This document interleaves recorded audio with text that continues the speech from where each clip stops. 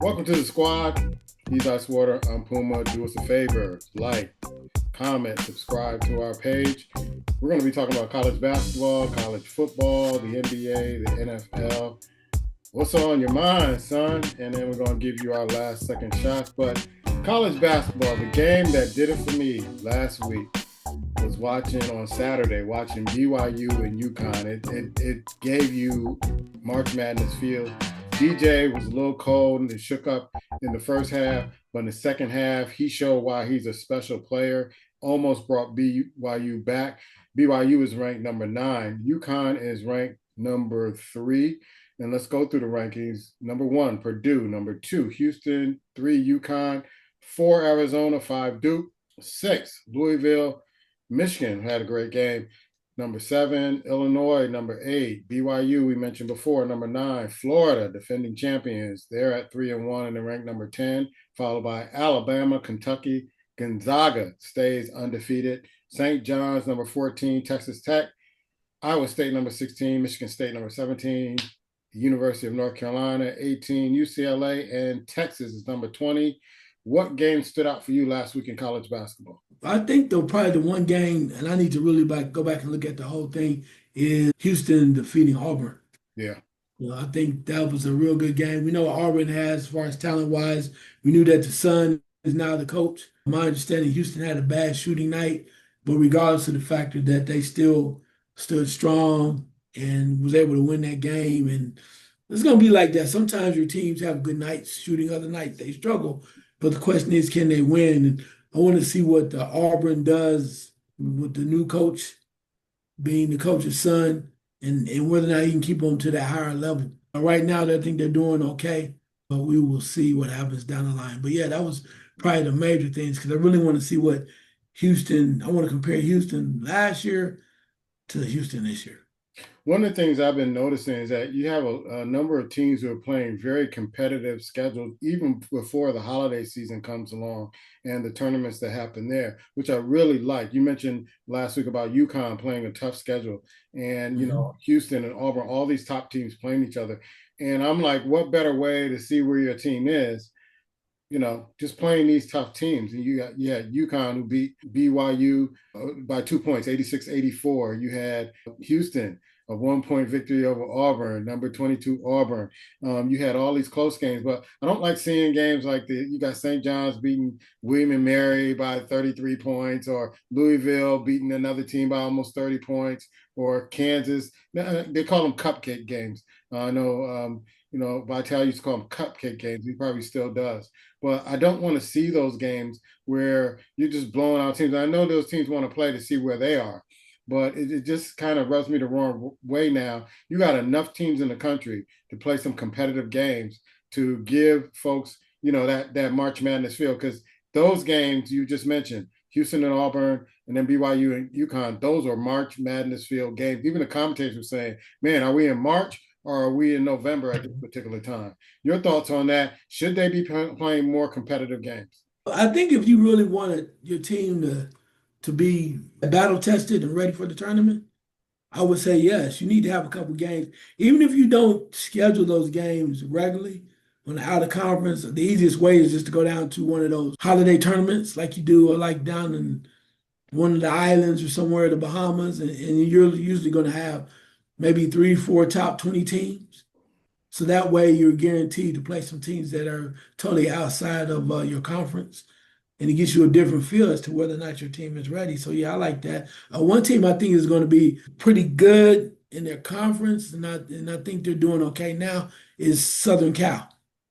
They got a lot of transfers right now, and they're playing pretty solid basketball, and they have a lot of talent. They get up and down, like to push the ball. They play a little defense. They're very talented from an athletic standpoint. So it'll be interesting to see, particularly with them being in the Big Ten, as to how they're able to function. But I like the way that the coaches assembled these guys and the way that they're playing. Here are some games that you out there might want to take a look at, some competitive games. You got Kentucky going against Michigan State. You got Duke going against Kansas. You also have UConn, who's number 3, and Arizona, number 4. They're going to be going at it. You have Illinois and Alabama, the number 8 and number 11 team going at it. I just want to watch this game because I want to see what Penny Hardaway's team looks like. Number one, Purdue going against Memphis on Thursday. So I want to see that game. You also on Friday have BYU against Wisconsin. Wisconsin's ranked number 23. You have also, I call it a rivalry, Louisville against Cincinnati because they're in so close proximity of each other. So that should be a good game. So you have some competitive games out there, and you have the cupcake games. I guess you need a break. Some of these teams who played the harder schedule need a break in between going into conference play. Let's go to college football, man. And I was looking at a lot of college football this weekend. Ohio State still holding on to number one, followed by Indiana, Texas A&M, Alabama, and Georgia. One of the things I wanted to ask you because Louisville lost against Clemson last Friday, and they're trying to push up James Madison up and also South Florida up the ranks, and they lost. So I'm trying to figure out, does that kill James Madison's chance when Louisville getting beat by an unranked team? Also, Texas gets smacked, which that may put them out the playoffs because they have three losses now. Oklahoma is looking pretty good, but they can't afford to have another loss. And then that might put BYU back in the college football playoffs. They're ranked number 12 right now. But you got some Big Ten teams, some SEC teams. Alabama's 8-2, cannot afford to lose another game. What's the bowl playoff system looking like at this particular point, man? I think it's crazy, except for the top group, right? I think it's crazy because of what happened last week. For some odd reason, you have a lot of experts and fans that want Texas to be in the top 12, right? But now they have three losses, and you have to ask yourself, are they worthy? They were destroyed, literally destroyed by Georgia. So you have to ask yourself there. Then you saw where Oklahoma beat Alabama, Mm-hmm. right? So some parts are moving around. USC is still in the mix. They defeated Iowa. They got a big game coming up versus Oregon, so we'll see if they're for real or not. Texas A&M came back out of I nowhere didn't think they to were going to come back escape. in that game. I did not think they were going to come back. Yeah, they escaped. So that was interesting too. And then another thing, part of this that really makes things change is Navy beating South Florida, right? So with all that being said, I think that most of these teams that lost to Louisville, you can forget it. James Madison, you lost two touchdowns, and anybody below that, you're done. I believe that. I think you're done. What I think no one's talking about is they're saying that these at large teams. I think one of the teams nobody talking about, and they might make it. I got to give One Hawk some love on this one because he told me about it, but then I looked into it. I said that makes sense. You might see North Texas at 9-1 as the number 12 team. What? Yes, go back and look at it. Look at what they've done and look where they're going. You might, and if they win their conference, you might see why not. Last year you had what? Arizona State, Boise State, when we had that crazy setup. Again, like I said before, and this is where the formula people forget, right? You forget the formula. What did I tell you?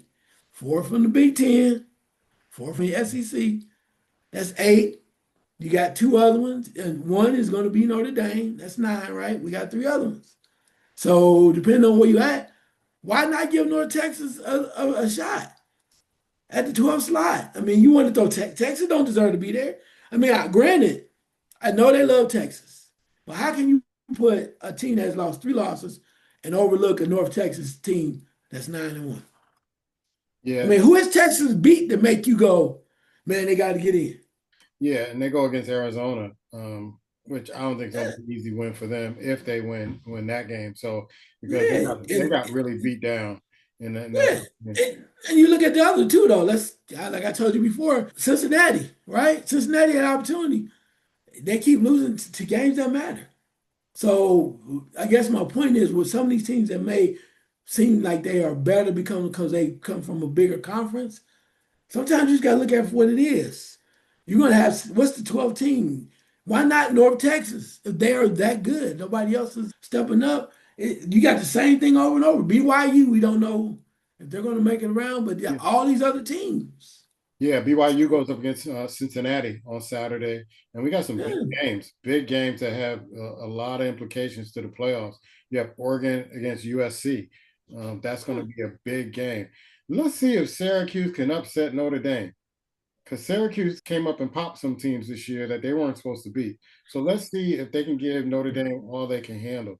Georgia has an easy game, a cupcake game, but yeah, that game against BYU and Cincinnati, that's going to have some major implications on the playoffs, I believe. Michigan against Maryland. I know there's been some shakeup in Maryland. Utah against K State, but yeah, I want to see if also just for giggles to see if Iowa can look impressive against Michigan State. Any games that you're looking forward to seeing? Definitely USC Oregon, even though I think Oregon is going to win that game. Be as you mentioned. Also, one game just because I think this team is they're not the best team, but we want to see what this other team's heart is. Arkansas versus Texas. Mm-hmm. We want to see where Texas is. And so if Texas loses 4 games now, were they still eligible for the playoff, the 12, right? I mean, some people were so close-minded and locked in. They want what they want, even though it's besides the realm of reality. So we'll see. Yeah, and they wanted Peyton in so bad as the Heisman Trophy winner, as a national champ. They ranked them number one. Now they're holding on to number 10. I don't see why they're number 10 at this particular point. I mean they've proven that they're not that top 10 team anymore. But yeah, there's been some. There's another game that I was looking at is Missouri at Oklahoma. Will Oklahoma have a letdown? Because Missouri is a tough team. Will Oklahoma have a letdown and kind of make you go, oops, wait a minute, not so fast with Oklahoma after they had that impressive win over Alabama. Let's go to the NBA, man. And I know that in the NBA, there is the tournament going on, the in-season tournament, and you see the scores, you see the highlights, but you go, man, I'm really not interested in this right now. And why would they do it right at the beginning of the season?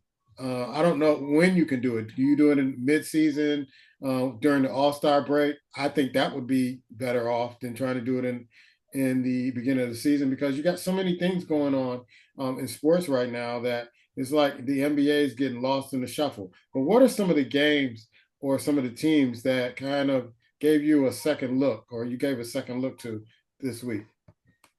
Well, one of the games I did watch was the LA Lakers versus Oklahoma City. And I'll tell you why. Of course, you heard all the hoopla about Luca and being with the Lakers and Austin Reeves been scoring all these points, averaging almost 30 a game in his absence. He had like, well, almost 90 points in 2 games and all this other stuff. So I really wanted to see the Lakers versus the defending champions. And from the start, the defending champions had a couple of people out. I think Dort was out, and Dort is like one of the main stoppers when it comes to Luca. And they literally just put them out the pasture early, quickly. They put them down early in the first quarter, and Luca was struggling shooting the ball. Reeves was struggling shooting the ball, and OKC came out and looked like a professional. They looked like defending champions all the way around. I don't think anyone from the Lakers in that game scored 20 points, not even Luca. I think Luca had 19. And with that being said, you had guys like Caruso coming off the bench right up in his jock and playing really good D and scoring back on him. The reason why I wanted to watch that game because I think it shows you that no matter how much people want to put Luca on a pedestal and what he's going to mean to the future for the Lakers and they're building a so-called dynasty and whatnot, they got a rude awakening.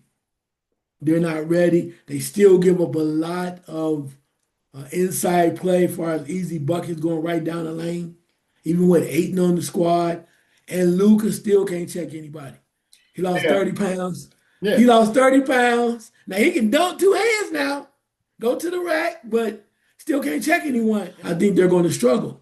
And teams are sitting there waiting on them. And particularly what Oklahoma City said, look, they beat them 121-92, and they were being generous. That wasn't that close. yeah. Because So I was wondering why they were keeping their starters in for so long in that game. I think they wanted to prove a point.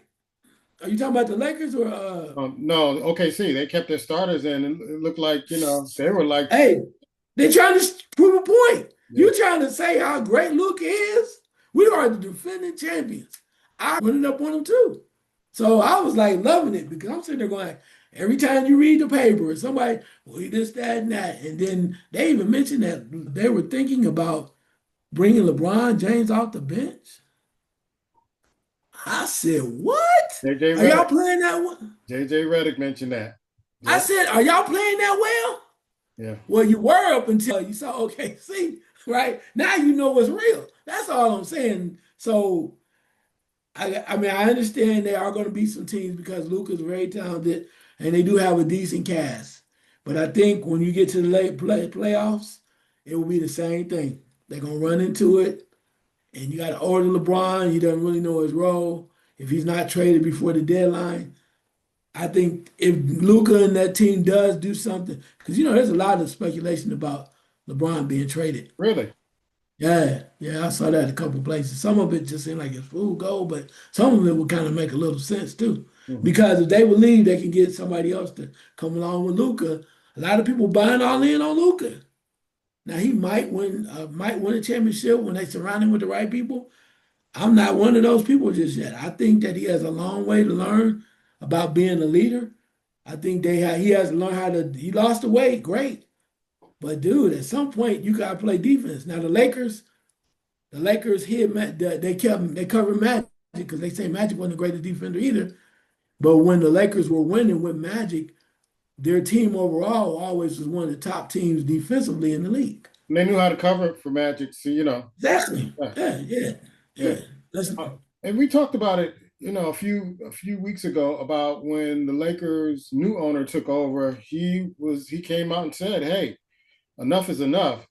What is he bringing us? What is he bringing us? What is he and his son, when he's talking about LeBron, what are they bringing us? And this is a new Laker team now, and we got to set up to win championships." And he didn't see LeBron in that near future winning championships. Let's go to the no, top five in the Eastern and the Western Conference. The top five, the Pistons, 11-2. They're number one, followed by the Knicks, followed by the Cavaliers, the Atlanta Hawks, and then the Toronto Raptors. In the West, you have the Thunder, 13-1, followed by the Nuggets, the Rockets, the Lakers are 10-4, and the Spurs. And their big man is going down, and he might be out for a little while. They're at 9-4. And the Timberwolves, who were kind of in the lower kind of the rankings, they're coming together, and they're pulling it together, and they're at an 8-5 record. And the Warriors, who are at 500, and they were not really playing well. They're at 9-6 now, winning three in a row. And I remember seeing or saying a few weeks ago how the Bulls were like 5-0 and all this, and I'm like, okay, let's get into maybe about 20 games. We're almost at that 20 game mark, and now we're seeing the cream, rise a little bit in these conferences. And to me, and I don't know if you paid attention to this. To me, the teams that have youth and have those marquee players, they're coming to the top. The cream is coming to the top with those teams. yeah, I can see what you say there, but I think in certain cases with the youth, of course, with OKC, see San Antonio moving up, but I think there's some teams that have veterans that made some changes to get the right personnel coming off the bench, particularly with Denver, right? Denver just they need to have that nucleus where they can back up and let Joker be the Joker, and the rest of the guys come along, but they need still a force to keep things going when they're on the bench. I agree with that. I think Houston is finally coming along. I think they understand now who Durant is and that you're playing with a future Hall of Famer and you need to give him the ball at certain times and follow his lead. And I think the coach is really kind of guiding them that way Mm-hmm. because when you get down to the playoffs, you don't want to be in the same scenario you were last year and nothing to pile too much on Jalen Green when you need a bucket and you're looking for scoring and it's not there to the point that you get a guy like Thompson that has to do some miraculous plays, like a la playground plays, just to get a bucket or at least get them a couple buckets or look halfway decent. So, no, I would agree with that from that standpoint. It's a long way to go. I'm surprised. One of the teams I'm really surprised is, I guess they're number six, but they're doing well is Philadelphia. I think they're not. I'm not saying they're going to do much because we don't know what the vets are going to do, but I like their youth. Detroit, they got some dogs on there. Oh yeah. Detroit is like they. I think Coach Bickerstaff is over there. He has those guys playing. They have some dogs. They're playing with a lot of hunger. I thought Cleveland would be better. Mhm. And maybe it's early. Maybe, as you said, the cream will rise to the top as we move forward. But I thought that would be better. I'm also surprised by the mediocre situation with Milwaukee. I know they're 6-3 in their last 10, last nine, if you will. But I just thought the Greek Freak would just be able to will them, and it's not really like that anymore, where he can just will them to win because of his play. Yeah, I see his role players aren't really, they're not in sync. They're not in sync, and kind of utilizing what he does best and open up the floor for him. What teams do to him is they've been doing it for the last 2 or 3 years after they won the championship.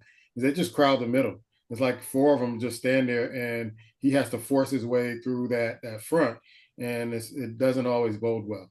Let's go to the NFL. In the AFC, you have the Patriots leading their division. You have the Pittsburgh Steelers leading their division. The Patriots have won 8 in a row. Steelers winning their division. The Colts winning their division. Also, the Broncos, who 8 in a row, beat Kansas City. They're leading their division going into the National Football Conference. Eagles still looking. They're not looking like the sexy team, but they're 8-2 and leading the division. And everybody else, I don't even know if they're going to make the playoffs. With the Cowboys 3-5 and the Commanders at 3-8, and we're not even going to mention the Giants. The Bears. And I live in Chicago, and everybody's thinking about buying Super Bowl tickets. They're leading their division. Who would have thunk that? You have the Tampa Bay Buccaneers leading their division at this particular point, and the Rams. I'm not really surprised with the Rams. The Rams are for real. I said that last week. I've been saying it for a few weeks. They've won 5 in a row, and they are leading their division. What stood out for you in Week 11 with the National Football League?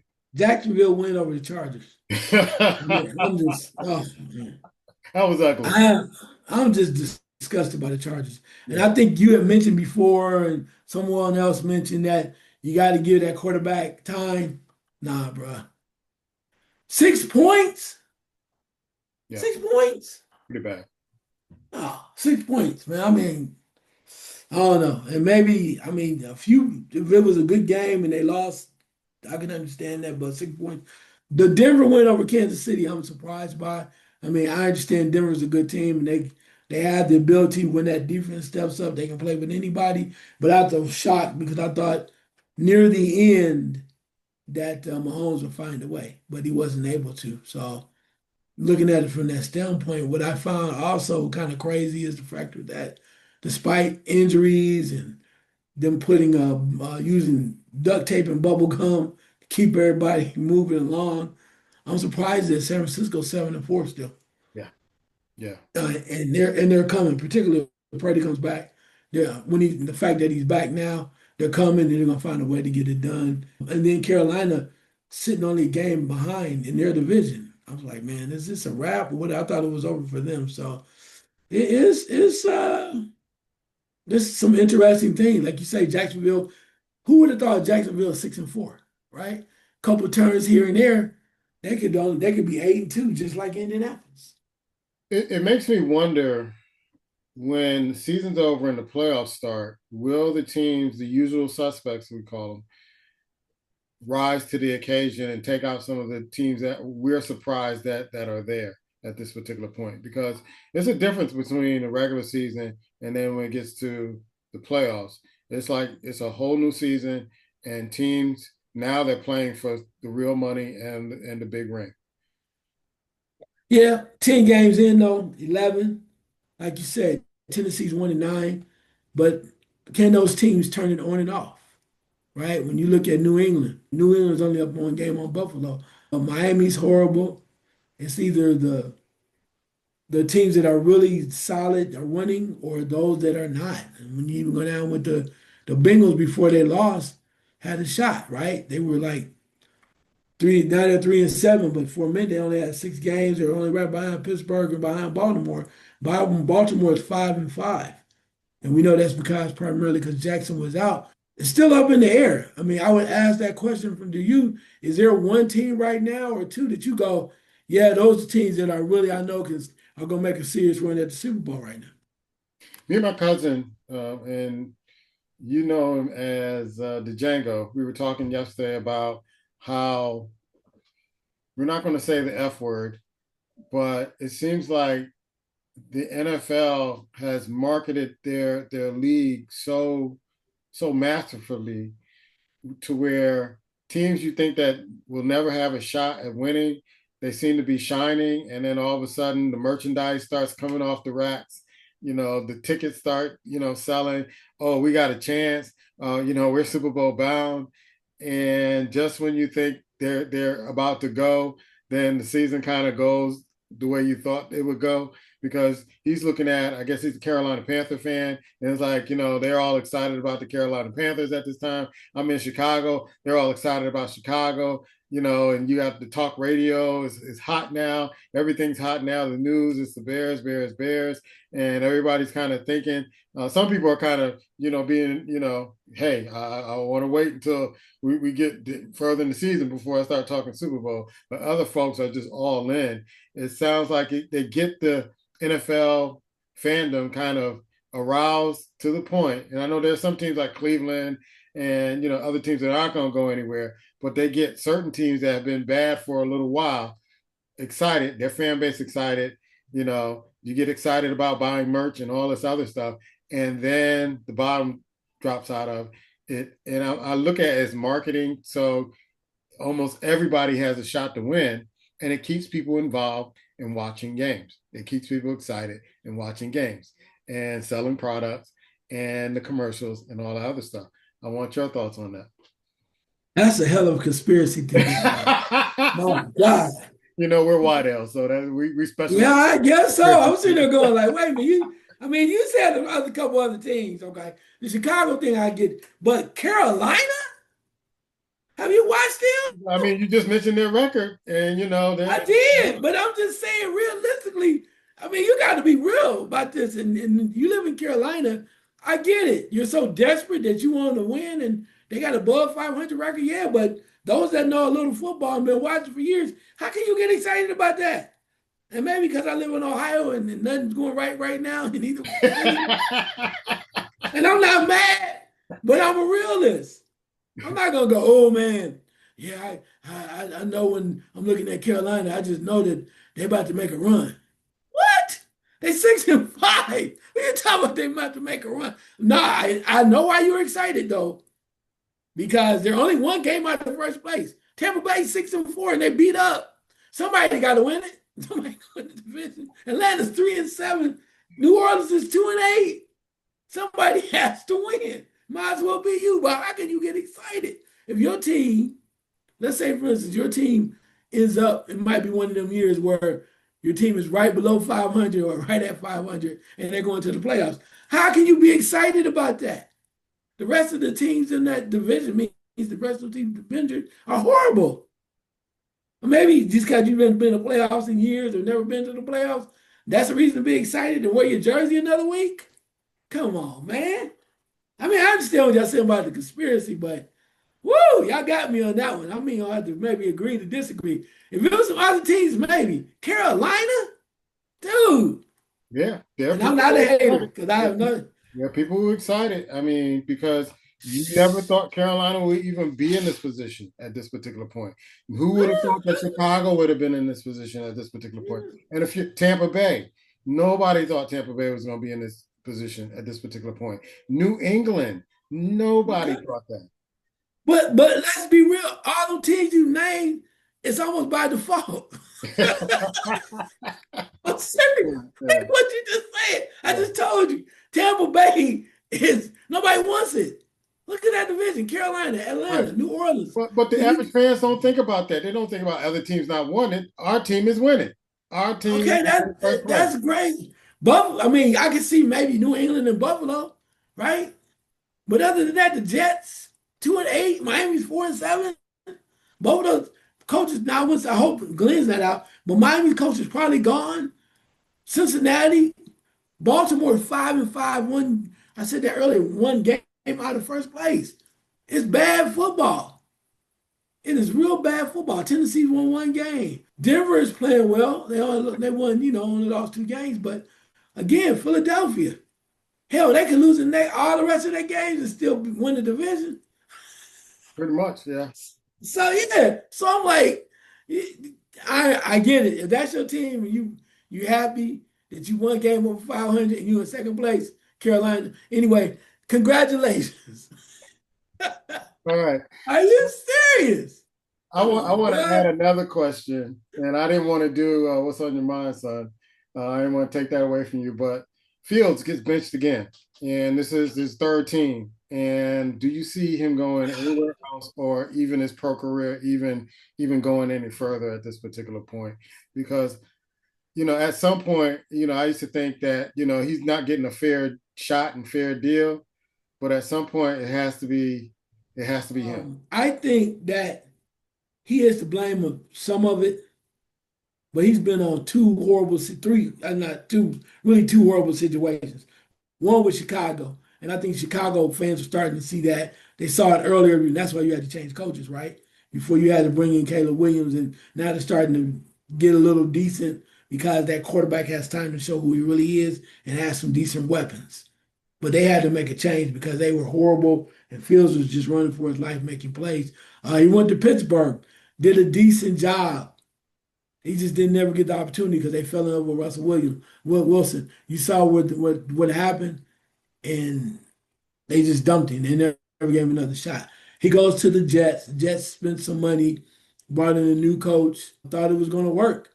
But that offensive line, and particularly the plays that have been called, they're not doing any justice. When you play quarterback on any level, particularly on in the NFL, when they beat the hell out you, and you start seeing what they call seeing ghosts, because every time you take a step, you don't know if you can make a three-step drop. You don't know if you can make a four-step drop. Before you can turn around, you start seeing things that are not there because you're nervous, you're rushed, and you make poor decisions. So some of it is his fault, but I also think that a lot of it has to do with putting him in a bad position, the play calling, like for instance, the offensive coordinator. So do I think he will get another shot? I think the Jets are probably going to look at getting another quarterback. It feels, I'll put it this way. I don't know if Fields is going to ever be a starter. Okay. Let's throw that out. I don't know. I think he's unfortunately has run the gamut unless he plays somewhere that they just really don't care about winning. But maybe his starting days are over. But I think as he showed you with Pittsburgh and he can show you somewhere else, he could be like a Jacoby Brissett. He still has a place in the league. As long as you're asking to be your leader and take over. And I think that's what people want him to do. They want him to be the leader and guide the team and lead the team as, look here, I'm that guy, but there are several quarterbacks that are game managers, but we don't want to recognize that. There's only a few elite quarterbacks. Everybody's saying Jared Allen, Jared Allen, Jared Allen, the MVP, all this other stuff. But they're still waiting on Jared Allen to take them to the mountaintop. I'm thinking he's going to be like, I think teams are going to try to start using him like they used the quarterback in New Orleans, this quarterback slash running back slash receiver, and one because he does have that talent, he can run. I mean, you get him out in the open field, nobody's catching. So I'm thinking that there's going to come a time where a team like, yeah, we're going to pick you up. You're going to be a backup, but we want to use you in ways where it could utilize your talent. Because I do think he's an open field runner. He's like one of the best I've ever seen, and he can score that way. Or he could be again that triple threat like they utilize the quarterback in New Orleans. Do you see that in his future? I can see that, but I think he's better than that. Mhm. I I do. do. I I think, do and too. I think he's better than that. I think with the lack of pressure, him coming in, and granted, and I'm not going to compare the two because I think one was clearly had a better career than he did, but I think he could be coming in to be a backup, a la like Randall Cunningham. Mhm. He come in, and when Randall didn't want to be a starter anymore. Right. He loved being back up because he's like, I don't want to get punished. I'm gonna sit here with my clipboard, drink my tea, and I'm good to go. I think Justin Fields can be that. I think we are so programmed to most football fans. You want to see him be a savior in a lot of ways, right? He's supposed to be a savior in Chicago when he didn't really want to go there in the first No. place because he Yeah. knew it was going to be a train wreck. Yeah. He went to Pittsburgh. He did a damn good job, I think. They made the decision not to move him on. Then he went to New York for the money. You can't blame him at that. But when the rest of the ship started to go crazy and start to sink, is that all his fault? I asked the question, I said this before. If Aaron Rodgers was in New York right now, would they be winning? Right. That's true. So I'm just asking. I mean, it's easy to point fingers. I'm not saying he's without blame, but you have to be honest. And you have to say to yourself, is it all his fault? Will he ever rise to the occasion? Maybe not. Right. Because hell, his ego is so bruised and he's so beat up mentally. He told you even to a point where the game that they finally did win, where he really stepped his game up the week before or during the week, he was crying. He plays so bad. I mean, people don't think that somebody like that doesn't want to be successful, but it's hard, man. You get the money, but I guess they say quit being a punk. But shit, when that pressure's on you in New York, the New York media, it's a lot. It is There's a lot. It's a a lot. lot. It's a So lot. yeah, it takes I won't say a real man, but it takes a strong personality. And literally, that game that they won, he did everything under the sun to make it happen. So at least give him credit for trying and not quitting. He could have quit. Like, no, my hand hurt. I don't go back out there. He was taking it, he was getting his butt whooped. So now maybe he's so wounded and beat up and scarred that they said, hey, let's try this and let's go on and let you get some rest and throw this other guy out here because we're not going anywhere anyway. Yeah, I mean, why keep punishing him out there if they're not going anywhere? And you know, I I personally think, and I said this on many shows before, it's the coaching. To me, I saw evidence of it was the head coach, offensive coach. You said the offensive line coach. I said it was coaching. It's because if you're seeing your quarterback being punished that much, then you got to make adjustments. If you Sure. see that your offensive line cannot protect the quarterback, you got to make some adjustments. You got to fire out the ball and maybe run the ball a lot more to slow the game down, ball control, things of that sort. Shorter passes, 3-step drops instead of 5 steps and 7 steps drops. Shotgun where he can get the ball out of his hands a lot faster, and you got to have some receivers who have separation. And so, but at some particular point, you got to say, you know what? Maybe he's not ready. Maybe this is not the right fit, and maybe this is not the right year because we saw quarterbacks who just stunk it up one year and then they come back the following year and they look like they were reborn. And so maybe that's the case here. Hopefully, he sticks in New York for a little while where he gets a shot and they can become a better team offensively, and then he can show his wares. What's on your mind, son?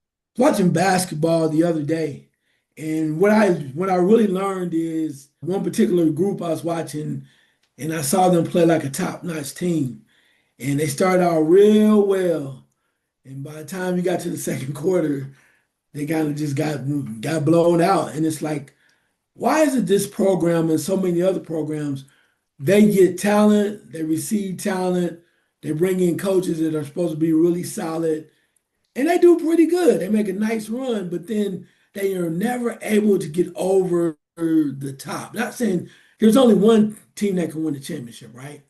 But one would say, well, why isn't this team with this talent during this said year not going even further?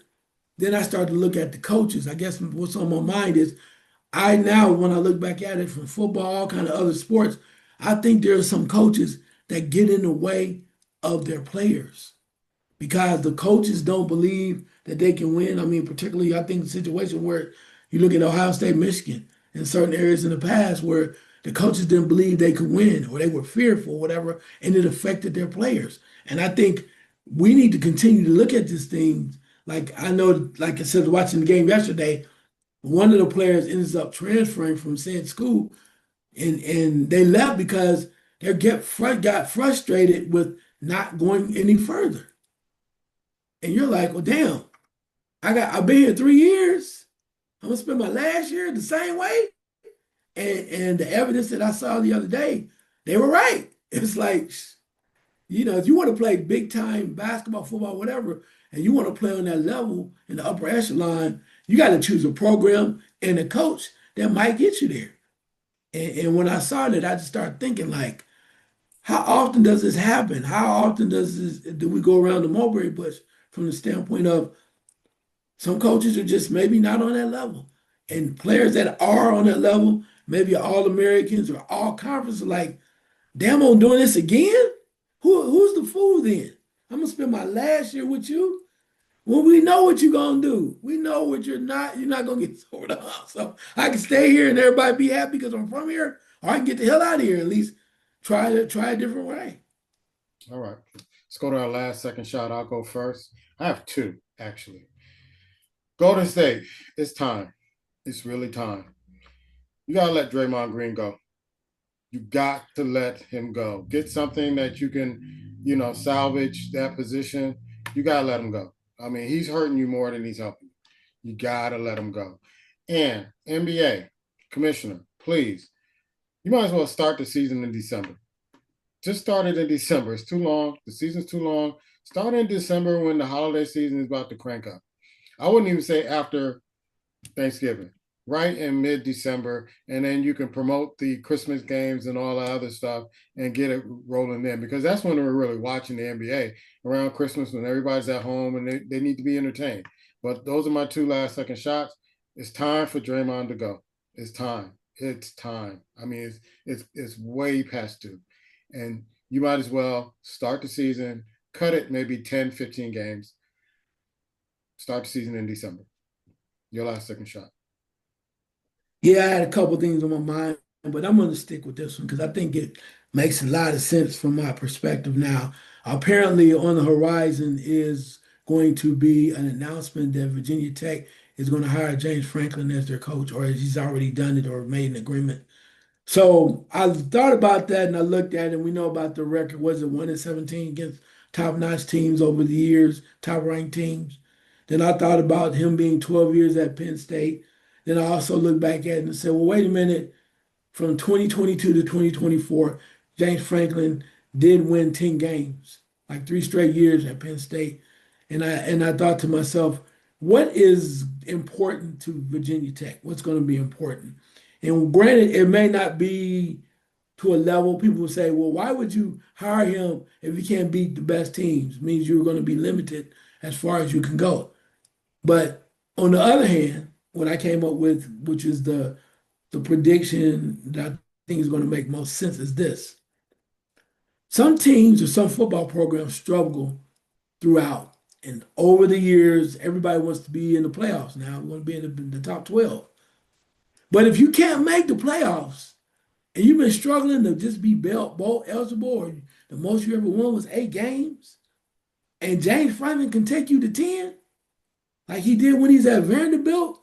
Let's say, for instance, you win 10 games a season for the next 6 years. That's a pretty damn good bowl. That's more than your program has had in a long time, the success that is. So, with that being said, why wouldn't you indulge and engage in hiring a guy like that? Because it's not that he's a bad football coach. Like I said earlier, some people just don't get an opportunity to break that barrier. Not meaning you're not a good coach. You're a good coach. You may not be a great coach. You may not have the talent to get you over the top.